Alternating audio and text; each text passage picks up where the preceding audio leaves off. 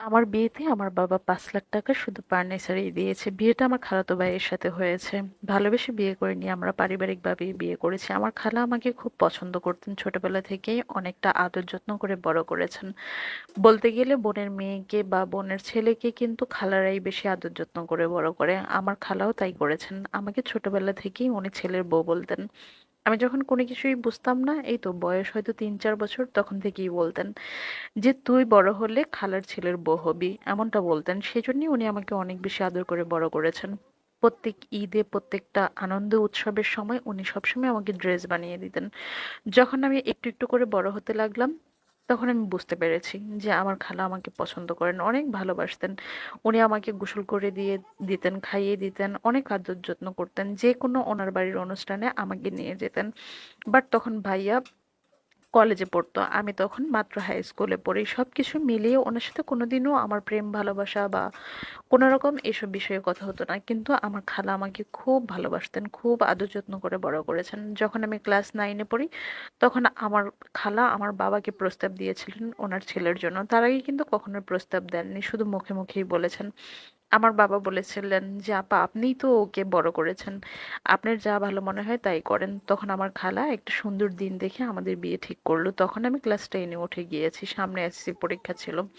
কিন্তু আমার বিয়েতে আমার হাজবেন্ডের কতটা মতামত ছিল বা কি ছিল, আমি এটা কোনো কিছুই জানতাম না।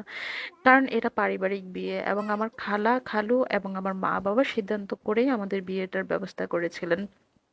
যাই হোক, সবকিছু আমাদের খুব ভালোই চলছিল। তখন আমি খুব লজ্জা পেতাম হাজবেন্ডকে হাজবেন্ড বলতে কিংবা ওর সাথে কথা বলতে, কারণ সবসময় ওনাকে ভাইয়া বলে ডাকতাম।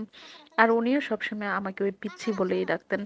এভাবে আমাদের সম্পর্কটা ছিল। এখন হাজবেন্ড ওয়াইফ হয়েছি, ওনার কাছ থেকে আমি কখনোই অবহেলাও পাইনি, আবার খুব আদর যত্নও পাইনি। বিয়ের শুরু থেকেই উনি কেমন যেন একটু আমার সাথে মিশতে কেমন যেন একটু সমস্যা মনে করতেন, কিংবা কথা বলতেও কেমন যেন একটু ইতস্ত করতেন। সবকিছু ওনার মা ওনাকে করে দিতেন। ওনার যখন যেটা লাগবে, খাবার দেওয়া, জামা কাপড় এনে দেওয়া, সমস্ত কিছু আমার শাশুড়ি করে দিতেন। আমার শাশুড়ি আমারটাও করে দিতেন। আমাকেও উনি অনেক যত্ন করতেন, কখনো উনি আমাকে ছেলের বউ হিসেবে অবহেলা করেননি।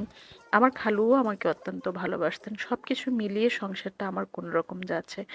আপত্তি বাধলো বিয়ের প্রায় 8 মাস পরে। হঠাৎ আমি জানতে পারলাম আমার হাজবেন্ড অন্য একজন মেয়েকে ভালোবাসেন, এবং তার প্রতি তখনও ওনার দুর্বলতা অনেক বেশি ছিল। উনি একদিন কথার ছলে আমার কাছে সমস্ত কিছু স্বীকার করেছে। যখন ওনার ভালোবাসার কথা বলছিল, তখন আমি একবারও বাধা দেইনি। কেমন যেন ওনার কথার মধ্যে আমি অসহায়ত্ব খুঁজে পেলাম। উনি কেমন যেন ওই মেয়ের প্রতি দুর্বল এবং অসহায়। উনি মনে হয় আমাদের বিয়েটাতে খুব একটা রাজি ছিলেন না, হয়তোবা আমার খালা ওনাকে অনেকটা বাধ্য করেই আমাকে বিয়ে করিয়েছিলেন। যাই হোক, আমি শুধু ওনাকে এটাই বললাম, আপনি বিয়ের আগে কেন বলেননি? আমার আম্মার সাথে শেয়ার করতেন কিংবা আমার সাথে শেয়ার করতেন। বলে যে কোনো লাভ হতো না, সেজন্য শেয়ার করিনি। আমার মায়ের কারণে আমি বিয়ে করতে পারিনি। তুমি এখন আমার বউ হয়েছো, কিন্তু বিশ্বাস করো, আমি তোমাকে আমার সেই আগের খালাতো বোনের মতোই জানি। তোমার সাথে আমার কেন যেন সংসার করতে ইচ্ছা হয় না, কেন যেন ওর জন্য আমার অনেক মায়া হয়। ওর সাথে আমার এখনো মাঝে মাঝে কথা হয়। যখন ও আমার জন্য কান্না করে, তখন ইচ্ছা হয় আমি এই সংসার সমস্ত কিছু ছেড়ে ওর কাছে চলে যাই। কেন যেন সেদিন আমি আমার মায়ের অবাধ্য হইনি, না হয় সেদিনেই আমি চলে যেতাম। এই কথা শুনে আমি আরো বেশি কষ্ট পেয়েছি। এতক্ষণ ও ওর প্রেম কাহিনী বলেছে, আমার কষ্ট লাগেনি। যখন ও বলেছে ওই মেয়ের কাছে ওর এখনো চলে যেতে ইচ্ছা হয়, তখন আমি বেশি কষ্ট পেয়েছি। আমি কেন যেন এই কথাগুলো হজম করতে পারিনি। না পেরে আমি আমার মায়ের কাছে সবকিছু ফোন করে বলেছি। আমার মাও অনেক কষ্ট পেয়েছেন, সাথে সাথেই আমার খালাকে ফোন করেছেন, মানে আমার শাশুড়িকে। তখন আমার মা বিস্তারিত সবকিছু আমার খালাকে বলেছে। আমার খালা আমাকে ডেকে নিয়ে সমস্ত কিছু আমার কাছ থেকে জিজ্ঞেস করেছে। আমিও কেন যেন সবকিছু ঠাস ঠাস বলে ফেলেছি। এটা নিয়ে আমার হাজবেন্ড আমার সাথে খুব রাগ করেছে। এমনকি আমাকে রাগ করে আমার বাবার বাড়িতে রেখে গিয়েছে। আজকে 4 মাস ওর সাথে আমি এখনো এক বিছানায় যেতে পারিনি। ও আমার সাথে খুব রেয়ার কথা বলে। আমার খালা আমাকে প্রত্যেকদিন ফোন করে খোঁজ খবর নেয় এবং সংসারে ফিরে যাওয়ার জন্য বলে। কিন্তু আমি বলেছি ও আমাকে এসে না নিলে আমি যাব না। কারণ আমার কাছে খুব কষ্ট লাগে, খুব অভিমান হয়েছে আমার। আর অভিমান থেকেই আমি সবাইকে এই কথাগুলো বলে ফেলেছি। কিন্তু ও আমাকে ক্ষমা করতে পারছে না। ও কেন যেন আমার উপরে আরো বেশি রেগে গিয়েছে। এখন আমি জানি না সামনে কি করব। তবে আমার খালু খালা মানে আমার শ্বশুর শাশুড়ি আমার মা বাবা সবাই আমার পক্ষেই আছে।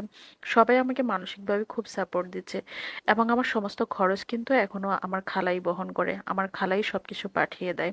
আমার খালাও চাচ্ছে যে ওনার ছেলেকে একটু যেন বুঝাই, একটু রাগ অভিমান করলে যেন সে বুঝতে পারে যে আসলে আমার অভিমানের মাত্রাটা কতটুকু হয়েছে। কিন্তু খুব একটা লাভ হচ্ছে না, কারণ ও ওর মতো করে আছে, আমি আমার মতো করে আছি। এতে করে কি আমার সংসারের অশান্তি আমি নিজের হাতে তৈরি করছি কিনা অবশ্যই আমাকে একটু জানাবেন, ভালো লাগলে গল্পটা প্রচার করবেন। ধন্যবাদ বোন আমার গল্প পাঠানোর জন্য। আমি বলবো যে হাজবেন্ডের কাছে ফিরে যাওয়াটাই উত্তম। মানুষের জীবনে অনেক কিছুই থাকে, অনেক ভালো মন্দ ঘটনা থাকে, অভিমান করে দূরে থাকাটা আমার মনে হয় যে সংসারের অশান্তি ডেকে আনার মূল কারণ হবে। কারণ একটা সময় এই সংসারটা কিন্তু নষ্ট হয়ে যাবে শুধুমাত্র দূরত্বের কারণে। এত মান অভিমান না করে আমার মনে হয় যে সামান্য ঘটনা নিয়ে এগুলা না বাড়িয়ে একসাথে থাকাটাই